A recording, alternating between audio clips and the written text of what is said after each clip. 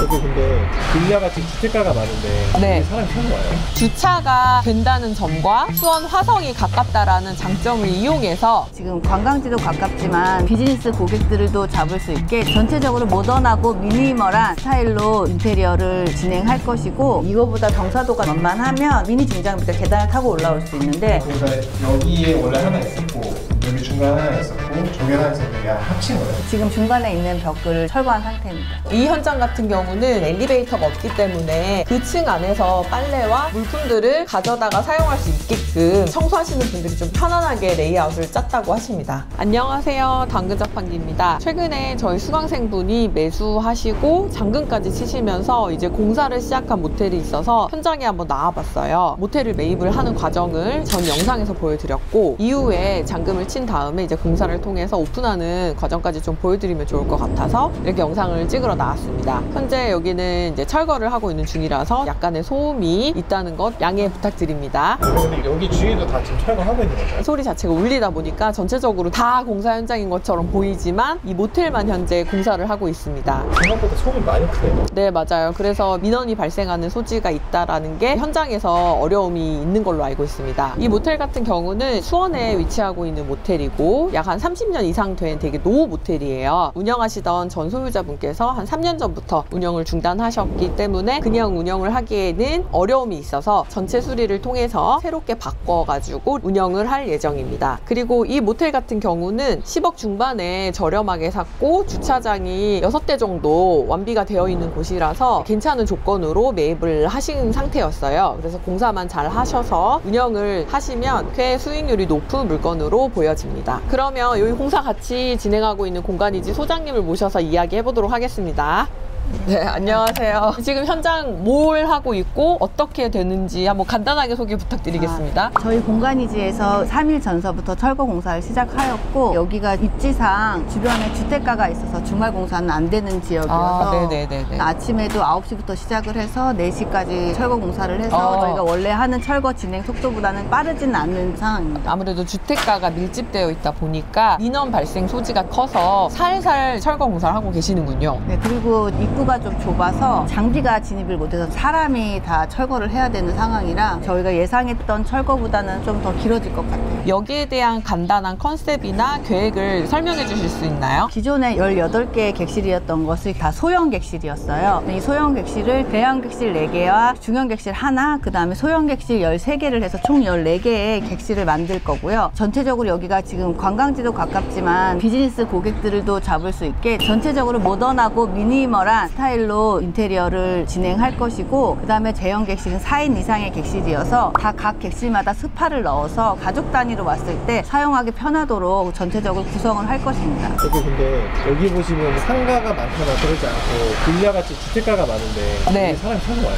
보시기에는 주택가처럼 보이긴 하지만 바로 5m만 나가면 대로변이 보이는 곳에 위치해 있는 모텔이고요. 그리고 여기에 주차가 된다는 점과 수원 화성이 가깝다라는 장점을 이용해서 관광객도 잡을 수 있고, 그리고 또 이 인근에는 지금 수원시에서 꽤 크게 관광지로 개발하고 조성하고 있는 근대화 거리가 있어요. 건너편으로만 나가기만 해도 시장이 있습니다. 그래서 이런 다양하게 복합되어 있는 입지이기 때문에 공사를 해서 여기에 오는 다양한 수요들을 잡을 수 있겠다. 이게 이제 저희의 전략입니다. 그러면 이제 내부를 보면서 간단하게 설명드려보도록 하겠습니다. 여기는 원래 카운터가 있고 저 안쪽으로는 객실이 있는 1층이었어요. 여기가 앞으로 어떻게 바뀔지 간단하게 설명해 주실 수 있나요? 카운터 자리였던 곳은 저희가 메인 기계실과 세탁실이 들어갈 거고요. 원래 객실이 여기 총 4개 있었는데 소형 객실 2개와 대형 객실 하나로 총 3개의 객실로 바뀔 예정입니다. 보시면 전체적으로 다 내력벽이 아니라 그냥 비내력벽이기 때문에 철거를 통해서 레이아웃을 다시 짜고 리모델링을 합니다. 내력벽, 비내력벽이 뭐예요? 건물을 지을 때 힘을 받는 기둥이나 보 같은 게 내력벽이고, 그거 말고 칸막이를 하기 위해서 만든 게 비내력벽입니다. 보면은 저기 천장 끝까지 닿아 있지 않고 여기 끝에서 벽돌이 끝나거든요. 그런 경우에는 힘을 받고 있지 않다고 보시면 되고, 관청에 허가가 없이 철거가 가능하다고 보시면 됩니다. 내력벽을 철거하려면 해당 관청에 신고를 하시고 허가를 받아서 저희가 그거에 따른 구조 보강을 해서 철거를 하셔야 됩니다. 여기는 현재 연 면적이 200평 정도 되고 엘리베이터가 없는 연면적 200평을 완벽하게 철거하는데 기간은 어느 정도 잡으시나요? 저희가 최소 열흘 잡았었는데 지금 여기가 상황이 좋지 않다 보니까 한 15일 정도 잡고 있습니다. 왜 여기가 상황이 안 좋은 거죠? 여기는 계단이 좀 가팔라요. 그래서 그 계단을 타고 그 중장비가 올라갈 수 없는 곳이어서 여기는 기간이 좀 길어질 것 같아요.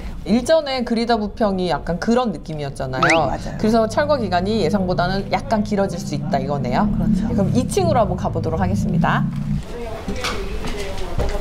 계단이 되게 가팔라요. 이거보다 경사도가 만만하면 미니 중장비가 계단을 타고 올라올 수 있는데 여기는 좀 너무 가팔라서 뒤로 미끄러졌을 때 인사사고가 있을 수 있기 때문에 저희가 중장비 투입 안 하고 사람이 하는 걸로 결정했습니다.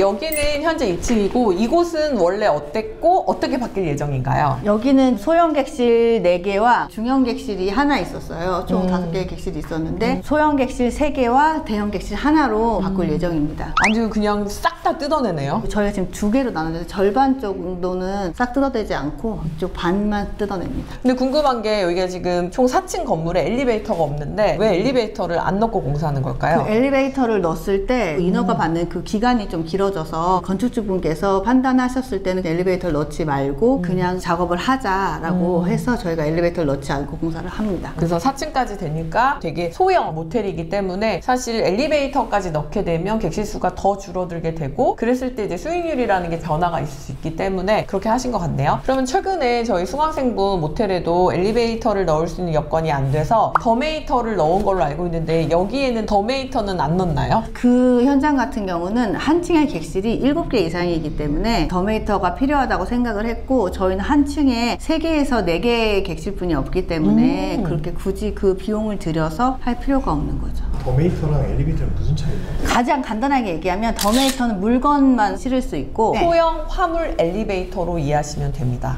그리고 엘리베이터는 이제 사람이 타고 움직일 수 있는, 그리고 더메이터는 별도의 허가사항이 없기 때문에 저희가 공사하기에 더 용이합니다. 그러면 엘리베이터를 넣고 싶지만 넣지 못하게 되는 경우 더메이터라도 넣어야 하는 현장은 어떤 현장이고 어떤 차이가 정확하게 있는지 한번 설명해 주실 수 있나요? 더메이터까지 넣으려면 일단 객실이 한 층에 5개 이상은 되어야지 효율성이 있을 것 같고, 그 이하의 객실이라면 차라리 전체적으로 설계를 다시 해서 소형 엘리베이터를 넣는 게 더 효과적으로 생각하기 때문에, 그렇지만 짐은 올리고 싶다 하시는 하면은 분에게 제가 추천해드린 게 더메이터입니다. 그러면 4인에서 6인 정도 탈 수 있는 작은 엘리베이터 같은 경우 제가 알기로는 신축 비용이 1억에서 1억 5천 정도가 들어가거든요. 더메이터 같은 경우는 비용이 어떻게 되나요? 사이즈마다 다르긴 한데 진짜 초소형 같은 경우는 1,000만 원 이하에서도 가능하고, 그래도 좀 캐리어가 들어가고 사이즈가 있어야 되니까 저희는 한 2,000에서 3,000 사이에 사이즈를 보고 있습니다. 몇 층짜리를 제작하느냐에 따라 다르고 시스템을 어떻게 하느냐에 따라 다르기 때문에 그 비용은 중간 정도로 평균적으로 했을 때 1,000만 원에서 2,000만 원 사이로 보시면 될 것 같아요. 엘리베이터에 비해서 확실하게 금액대가 줄어들긴 하네요. 그리고 또 허가를 받고 준공을 받는 게 아니기 때문에 그 기간이 길어지지 않아서 그게 가장 큰 장점입니다. 그래서 혹시 작은 모텔을 리모델링 할 계획이 있으시거나 공사를 해야 하는데 엘리베이터를 넣어야 하나 아니면 넣지 말아야 되나 고민하시는 분들 중에서 더메이터라는 것이 있다는 거를 한번 찾아보시고 꼭 참고하셨으면 좋겠습니다. 그러면 안쪽도 한번 둘러볼게요. 여기는 난방을 다 하기로 했나요? 대형 객실 쪽은 난방을 하고요. 소형 네네. 객실 쪽은 안 하기로 했습니다. 소형 객실에 실질적으로 사람이 발이 닿는 면적이 얼마 되지 않기 때문에 거기까지 보일러 공사를 했을 때 공사 비용하고 시스템 냉난방기를 했을 때 비용을 해봤을 때 오히려 그게 더 효과적이라 생각을 했기 때문에 대형 객실만 보일러 공사를 하기로 했습니다. 그 앞전에 공사했던 그리다 부평 같은 경우도 워낙에 객실이 이제 협소하고 작다 보니까 저희가 바닥 난방을 하지 않고 냉난방기만 통해서 난방을 했거든요. 그럼에도 불구하고 특별한 컴플레인이나 문제가 없이 잘 운영을 하고 있기 때문에 비용 절감적인 부분을 고려해서 그렇게 선택하신 것 같습니다. 그러니까 돈이 좀 여유가 있고 넉넉한 공사비가 책정이 가능하다면 물론 그 공사를 하겠지만, 그렇지 않은 경우에는 이렇게 비용을 절감할 수 있다는 부분, 그리고 이렇게 나눠서도 공사를 진행할 수 있다는 부분을 참고하셨으면 좋겠습니다.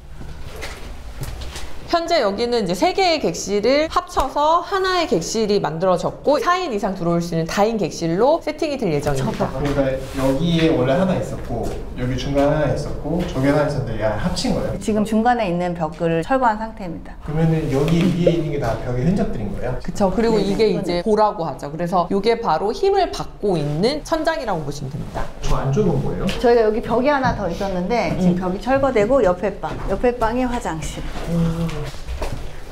네, 여기는 현재 이제 3층이고 이쪽은 또 어떻게 객실이 세팅이 되나요? 여기도 마찬가지로 소형 객실 3개와 대형 객실 하나가 구성이 될 거고요. 저희 각 층마다 이쪽 계단 라인은 기계실과 세탁실이 들어갈 예정입니다. 이 현장 같은 경우는 엘리베이터가 없기 때문에 청소를 하는데 용이하기 위해서 그 층 안에서 빨래와 물품들을 가져다가 사용할 수 있게끔 청소하시는 분들이 좀 편안하게 레이아웃을 짰다고 하십니다. 그러면 여기 보시면 위에 다 배관을 싹 다 철거하신 이유가 있어요? 여기가 지금 보시면 강관으로 되어 있어서 다 부식이 되어 있어요. 강관이 뭐예요? 철로 된 배관이요. 옛날에는 다 그렇게 강관이어서 이게 다 부식이 되고 했기 때문에 이 안에 스케일이 껴있고 그 스케일이 껴있으면 수압도 약해질 뿐더러 녹물이 나오는 거기 때문에 새로 공사를 하는데 녹물이 나올 수는 없잖아요. 그래서 일단 배관을 다 철거해서 새로 다 연결을 합니다.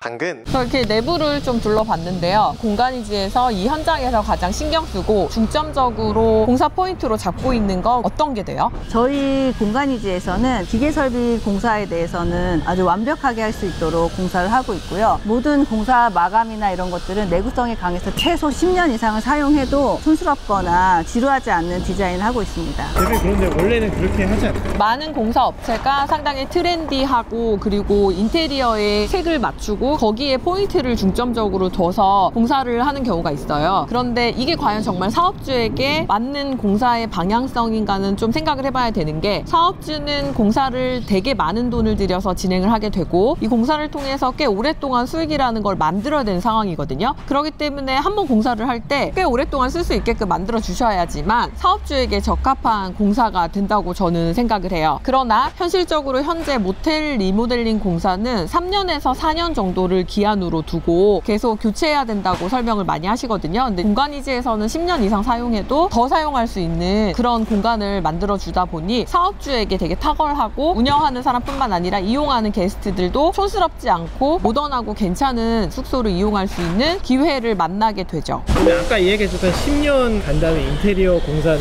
어떤 거예요?